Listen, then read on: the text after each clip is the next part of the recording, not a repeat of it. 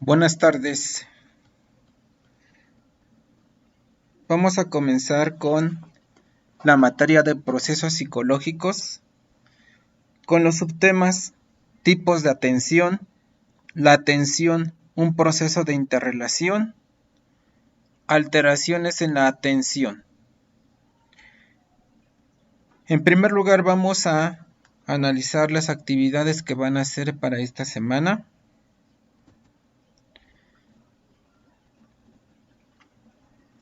Número 1. Se realiza detenidamente la información del video. 2. Se hace una síntesis de la información del video.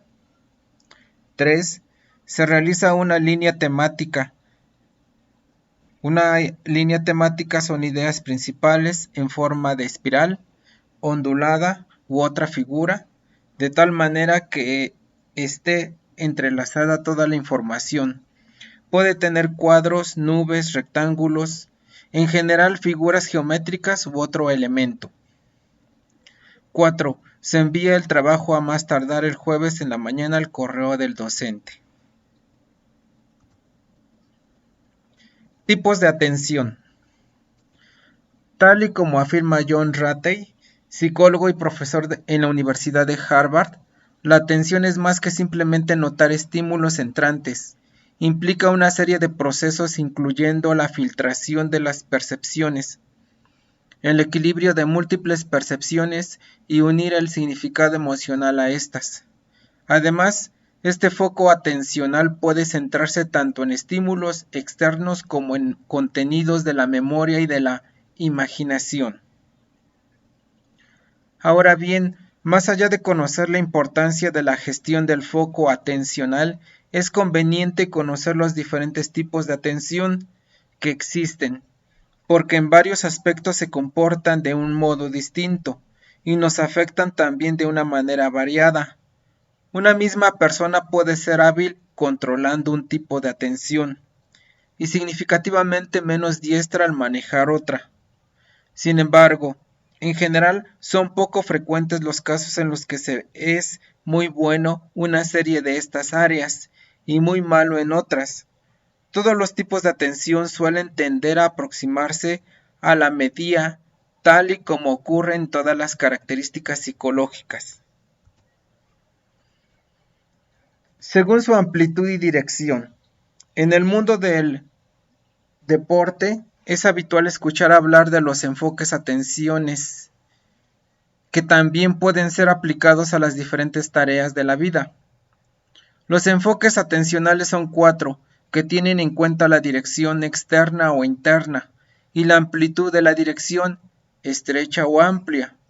En cuanto a la dirección de la atención externa hace referencia a cuando un individuo se centra en cuestiones ajenas a él, a lo que ocurre a su alrededor. En cambio, la atención interna se refiere a cuando una persona presta atención a sus eventos internos, a lo que ocurre dentro de él. En cuanto a la amplitud de la extensión, la atención amplia se relaciona con un mayor número de estímulos, mientras que la atención reducida permitirá una mayor concentración. La dirección y la amplitud de la atención se combinan creando diferentes tipos de atención, que son las siguientes. 1. Atención externa reducida. La atención se centra en un número reducido de estímulos ajenos a la persona y se relaciona con la concentración. Por ejemplo, cuando un individuo pretende lanzar un dardo y focaliza toda su atención en el centro de la diana. 2. Atención externa amplia. Este tipo de atención se centra en un número amplio de estímulos ajenos a la persona. Por ejemplo, cuando un futbolista inicia un contraataque, alza la cabeza y observa la posición de sus compañeros para efectuar un pase efectivo. 3. Atención interna reducida. Se caracteriza porque la atención está centrada en un número reducido de estímulos o respuestas que ocurren en el organismo de una persona. Por ejemplo, cuando un futbolista está aprendiendo a realizar una vaselina y debe de centrarse en movimientos de su propio pie y no de si la vaselina entra dentro de la portería. Atención interna amplia. Este tipo de atención hace referencia a que una persona se centra en un número amplio de estímulos o respuestas que ocurren dentro de su organismo. Por ejemplo, cuando alguien tiene que rellenar un diario emocional y analiza qué le ocurrió durante ese día y cuáles fueron los sentimientos que vivió. Según la actitud del individuo. Atención voluntaria. Ocurre cuando el individuo hace un esfuerzo activo y consciente para dirigir la atención, es decir, es la capacidad de concentrarse en un estímulo de manera voluntaria. 6. Atención involuntaria. En este tipo de atención la persona no hace un esfuerzo consciente y activo, sino que es el estímulo, tanto interno como externo, se dirige la atención, por ejemplo, el ruido de un petardo o el dolor de muelas. Según las manifestaciones motoras y fisiológicas. 7. Atención abierta. El foco de la atención de los receptores de interés tiene su orientación en la fuente de atención. Por ejemplo, cuando alguien nos habla y estamos de frente atendiendo tanto a su lenguaje verbal como no verbal. 8. Atención encubierta. En este tipo de atención el foco atencional y los receptores sensoriales se disocian. Por ejemplo, cuando parece que estamos prestando atención a la televisión y en realidad estamos escuchando a nuestra pareja hablar por teléfono. Según la modalidad sensorial. 9. Atención visual. Se refiere a la disposición espacial. Este fenómeno permite detectar los estímulos en un contexto visual complejo. 10. Atención auditiva. Aunque no podemos mover las orejas igual que los ojos para captar diferentes estímulos auditivos, sí podemos elegir lo que escuchamos. Es decir, podemos centrar la atención en un estímulo auditivo u otro. Otros tipos de atención. 11. Atención selectiva. También recibe el nombre de atención focalizada. Es la capacidad de seleccionar y focalizar la atención determinando en un estímulo concreto o tareas determinada. Existen diferentes teorías que tratan este concepto. En el artículo Atención selectiva y definición de teorías puedes saber más sobre esta temática. 12. Atención dividida. Es la capacidad de atender y procesar simultáneamente a dos o más demandas o estímulos. Suele conocerse también como multitarea, por ejemplo, cocinar y a la vez escuchar música. 13. Atención alternada. Es la capacidad de cambiar el foco de atención de un estímulo a otro, por ejemplo, leer una receta y preparar la comida. Atención sostenida. Se refiere cuando tenemos que utilizar la atención durante un largo periodo de tiempo, por ejemplo al jugar a un videojuego. 15. Concentración. La concentración es la atención externa reducida. Es la capacidad que tiene una persona de centralizar su atención de forma mantenida y constante. Sus aplicaciones son muchas. La atención como un proceso de interrelación. El concepto de interrelación refiere a una correspondencia recíproca que existe entre individuos, objetos u otros elementos. Se trata por lo tanto de una relación mutua. Las relaciones interpersonales siempre implican una interrelación entre las partes.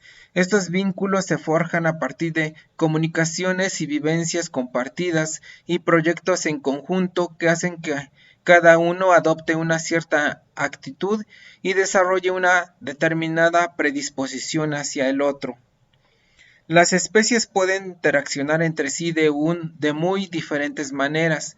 Estas interacciones afectan a su abundancia y distribución y tienen importantes consecuencias evolutivas. Siguiendo a Maynard Smith, aunque no existen límites precisos entre ellas, se pueden distinguir tres tipos principales de interacción.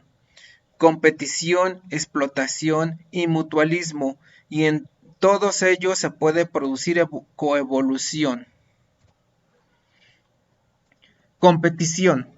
Es una interacción entre dos o más organismos que afecta negativamente a la tasa de crecimiento o a la tasa de reproducción.